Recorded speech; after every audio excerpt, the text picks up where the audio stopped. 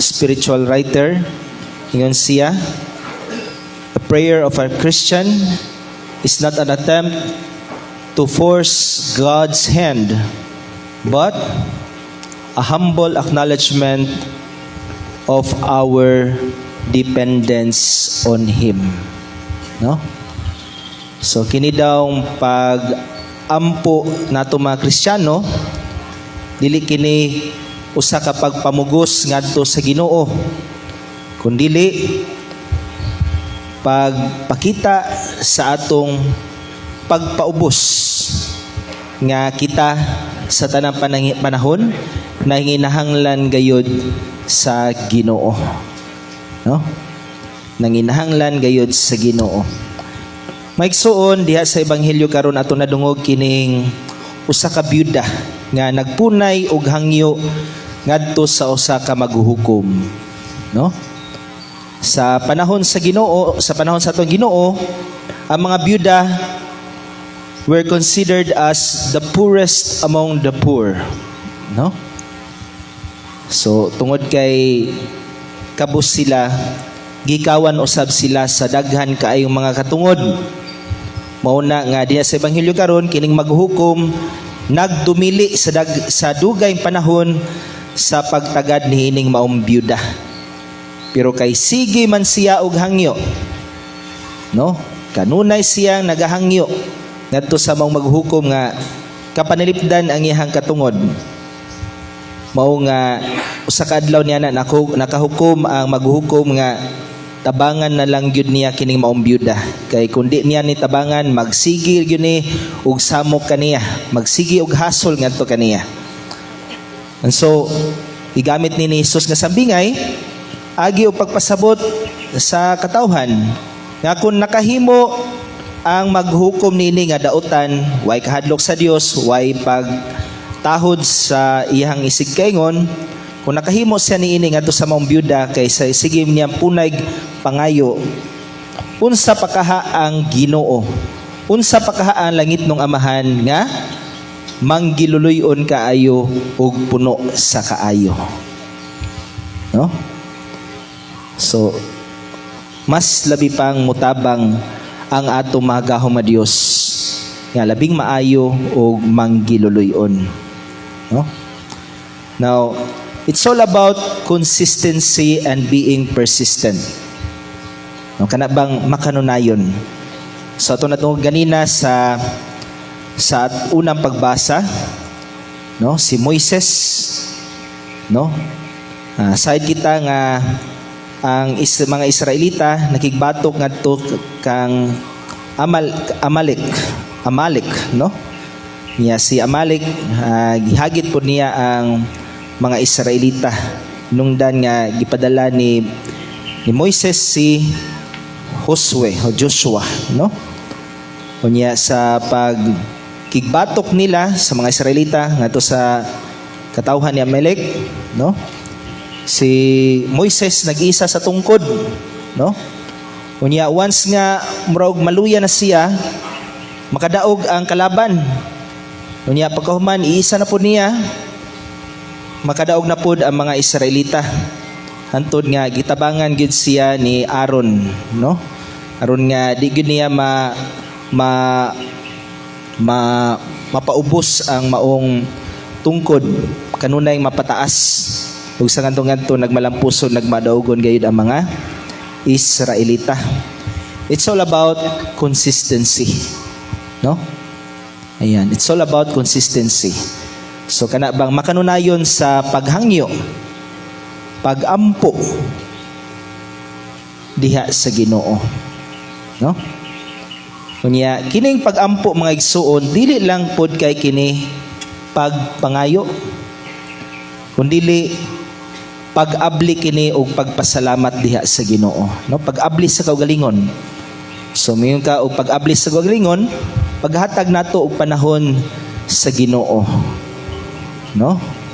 Og manusab kana bang pagpasalamat sa Dios sa daghan kay mga butang nga angayan nato ipasalamat diha ganiya, no? Kunya doon na po yung mga panahon nga dinas itong mga paghampo mura og walay mahitabo. Kana bang it seems pointless. Dunay kahaw ang sulod sa atong kaugalingon. Kung mao na atong bation, undang na dayta hinuon sa pagampo. Dili mga igsuon. Ang ayan nga maunay dad-on hinuon nato sa ato mga pagampo. Maunay atong ipadangat ngadto sa Ginoo nga kaniya taknaa gibati kita og kahawang nga mura og antanan walay kapuslanan. No? Og you will be amazed. We will be amazed kung ning ana ta ka maablihon diha sa Ginoo.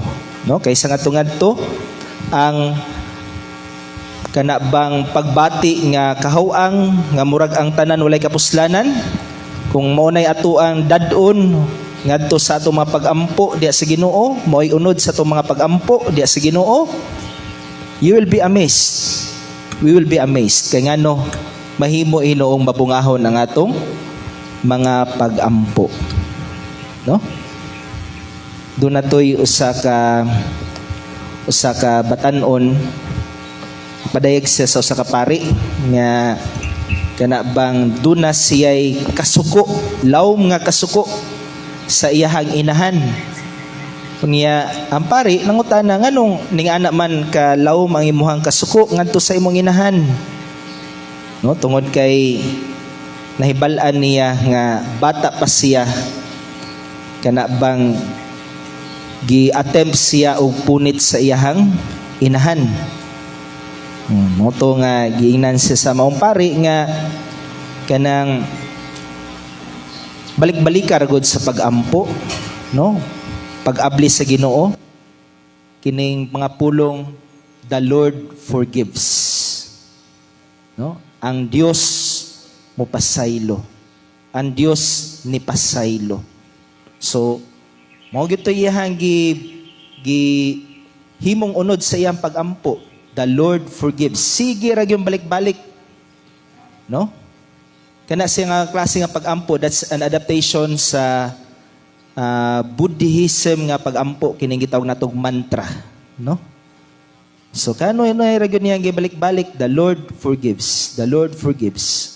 While spending time with the Lord, no, dina sa kahilom, kanunay ra gyud niya ginahuna-huna, ginabalik-balik sa iyahang pahanumduman. The Lord forgives. The Lord forgives. Until such a time nga kaamgo siya ba, no? Nga sa iyahang paglitok sa mga pulong diya sa mga ebanghelyo na-recall niya ang Ginoong Dios nga mipasaylo sa babae nga nanapaw, nasakpang nanapaw, no? Ang mga pulong sa Ginoo nga miingon nga lakaw ang imong pagtuo maoy nakaayo kanimo o gipasaylo na ang imong mga sala, no? So kana nga mga pulong mga igsuon sa ngadto kamgo siya nga siya mismo makasasala o gipasaylo sa Ginoo, no? Ug sa iyahang pag-amgo nga siya makasala nga nakaangkon sa pasaylo sa Dios, he realized nga kana bang ang ayan nga pasaylo niya ang iyahang inahan, no?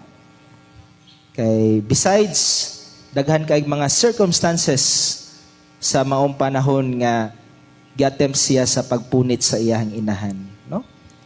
Mao nga sa ngadto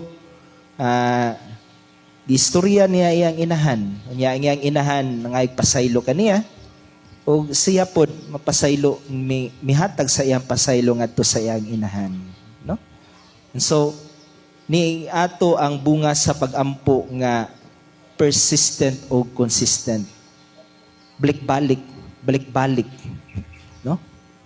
So kita pod sa ato ang pagampo, no?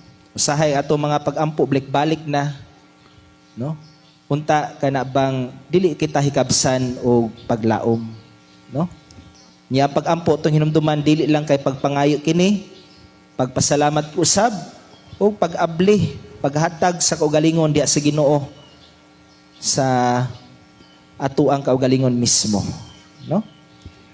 Nya Mga igsoon, once nga dinha sa tong pag-ampo, no? Kaamgo puta nga ang giusab dinha sa pag-ampo dili ang atong mga isig kaingon, dili ang uban kun dili ang atong kaugalingon. Mo nay realization ni Santa Teresa sa Calcutta. She thought one day she thought that prayer will change things, no? Outside of the self.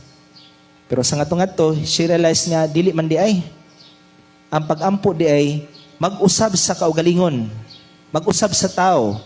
Unya ang tao nga nakaangkon sa mga kausaban, maoy mag-usab sa mga butang nga nasa iyang palibot. No? So mao na ang pag-ampo mga igsoon. Muna nga kita isip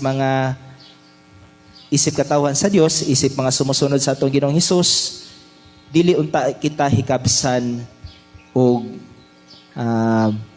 panahon din na sa pag-ampo. Kanunay tang mag-ampo, no? Sahay problema natong mga Kristohanon, no? Labi na sa mga adunahan, makalimot ta sa pag-ampo kay ngano daghan man ta og masagmpit, no? Daghan man ta kakuhaan. Nya sa ngadto pag magka-problema na, magkasakit, no? Problema sa panimalay, problema sa relasyon, mabungkag ang pamilya, diya pa makahinomdom sa pag-ampo. No? Mo na gingon nga when you pray only in times of trouble, you are in trouble. No? So kung makaampo ka nga, makahinomdom ka sa pag-ampo, panahon nga naka sa peligro gyud ka ni ana. Unta dili na mo'y kinaiya nato mga igsoon. No? Sa tanang panahon, makahinomdom ang gyud unta kita sa Ginoo. Gahinan gyud nato og panahon ang Ginoo dinha sa pag-ampo. Bisan na lang sa paghatag og panahon sa kahilom uban sa Ginoo. Nindog ang tanan alang sa katilibanon.